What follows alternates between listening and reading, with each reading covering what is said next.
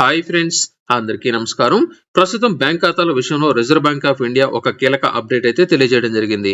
2025 జనవరి 1వ తేదీ నుంచి తీసుకోబోయే నిర్ణయాల ప్రకారం ప్రస్తుతం ఏదైతే పాత బ్యాంక్ ఖాతాలు ఉన్నాయో ఈ యొక్క పాత బ్యాంక్ ఖాతాల విషయంలో తీసుకోబోయే నిర్ణయాల ప్రకారం ప్రస్తుతం అధిక మొత్తంలో స్కామ్లు అనేది జరుగుతున్నాయని, అలాగే ఫ్రాడ్ అనేది అధికంగా జరుగుతున్నట్లు, అలాగే బ్యాంకింగ్ కార్యకలాపాలలో అధిక మొత్తంలో లోపాలు పరిష్కరించడం కోసం ఈ యొక్క రిజర్వ్ బ్యాంక్ ఆఫ్ ఇండియా 2025 జనవరి 1వ తేదీ నుంచి పలు రకాల బ్యాంక్ ఖాతాలను పూర్తిగా మూసివేస్తున్నట్లంటే పూర్తిగా ఈ యొక్క బ్యాంక్ ఖాతాలను నిలిపివేస్తున్నట్లయితే తెలియజేయడం జరిగింది.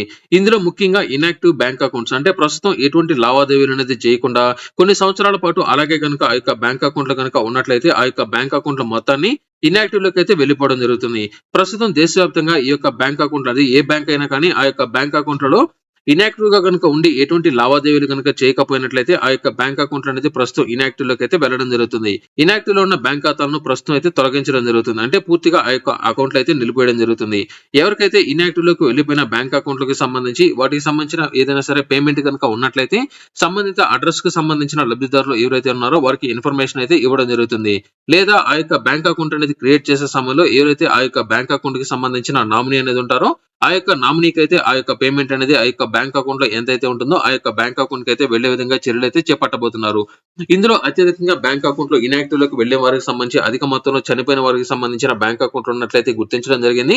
చనిపోయిన వారితో పాటు మీరు ఏదైనా సరే బ్యాంక్ అకౌంట్ అనేది ఓపెన్ చేసేసి అలాగే కనుక వదిలేసినట్లయితే కొన్ని సంవత్సరాల పాటు ఆ బ్యాంక్ అకౌంట్ లో కూడా ప్రస్తుతం ఇన్యాక్టివ్ లోకి అయితే వెళ్ళిపోవడం జరుగుతుంది. ఈ యొక్క ఇన్యాక్టివ్ లో ఉన్న అకౌంట్ మొత్తాన్ని ప్రస్తుతం అయితే తొలగించబోతున్నారు.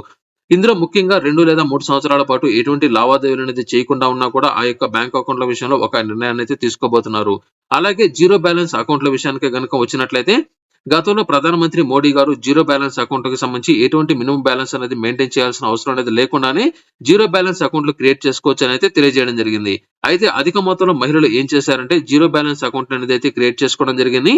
ఇలా ఎవరైతే జీరో బ్యాలెన్స్ అకౌంట్ అనేది క్రియేట్ అనేది చేసుకుని ఉండి ప్రస్తుతం ఆ యొక్క బ్యాంక్ అకౌంట్ లో ఎటువంటి లావాదేవీలు అనేది చేయకపోయినా ఆ యొక్క బ్యాంక్ అకౌంట్ లో జీరో బ్యాలెన్స్ గనుక అలాగే గనుక ఉండి మీరు ఎటువంటి పేమెంట్ అనేది వేయకపోయినా కూడా ఆ యొక్క బ్యాంక్ ఖాతాలే కాదు మిగిలిన బ్యాంక్ అకౌంట్లకు సంబంధించి కూడా అంటే దేశవ్యాప్తంగా ప్రతి ఒక్క బ్యాంక్ ఖాతాలో ప్రస్తుతం జీరో బ్యాలెన్స్ అనేది ఎవరైతే మెయింటైన్ చేస్తున్నారో ఆ యొక్క జీరో బ్యాలెన్స్ అకౌంట్లు ఏదైతే ఉన్నాయో ఆ యొక్క జీరో బ్యాలెన్స్ అకౌంట్లు కూడా పూర్తిగా తొలగించబోతున్నట్లు తాజా అప్డేట్ అయితే రావడం జరిగింది. ఒకవేళ ప్రస్తుతం మీ యొక్క బ్యాంక్ అకౌంట్లకి సంబంధించి ప్రస్తుతం ఈ మధ్య కాలంలో గడిచిన సంవత్సరం లేదా 2 సంవత్సరాలుగా ఎటువంటి లావాదేవీలు అనేది చేయకపోయినా లేదా మీ యొక్క బ్యాంక్ అకౌంట్లకి సంబంధించి జీరో బ్యాలెన్స్ అనేది ఉన్నా కూడా అటువంటి వారందరూ తక్షణం మీ యొక్క బ్యాంక్ అకౌంట్ కు వెళ్లి అంటే మీ యొక్క బ్యాంక్ అకౌంట్ ఎక్కడైతే ఉంటుందో అక్కడికి వెళ్లి మరలా మీ యొక్క బ్యాంక్ అకౌంట్ అనేది యాక్టివేషన్ కనుక చేసుకున్నట్లయితే మీ యొక్క బ్యాంక్ అకౌంట్లు అయితే తొలగించరు. ప్రస్తుతం ఈ యొక్క బ్యాంక్ అకౌంట్ల విషయంలో రిజర్వ్ బ్యాంక్ ఆఫ్ ఇండియా 2025 జనవరి 1వ తేదీ నుంచి ఈ యొక్క నిర్ణయాన్ని తీసుకోబోతున్నట్లు తాజా అప్డేట్ అయితే రావడం జరిగింది. ఒకసారి అయితే చెక్ చేసుకోండి మీ బ్యాంక్ అకౌంట్ అనేది యాక్టివ్ లో ఉందా లేదా, ప్రస్తుతం మీరు ఏ బ్యాంక్ అకౌంట్ అనేది ఎక్కువగా వాడుతున్నారు, మీకు గతంలో ఎన్ని బ్యాంక్ అకౌంట్లు అనేది క్రియేట్ చేసుకొని ప్రస్తుతం ఎన్ని బ్యాంక్ అకౌంట్లు అనేది మీరు వాడుతున్నారు, ఆ గతంలో ఏదైనా సరే అధికంగా క్రియేట్ చేసుకున్న బ్యాంక్ యొక్క పరిస్థితి ఏమిటి అనేది మీరు ఒకసారి అయితే చెక్ చేసుకోండి.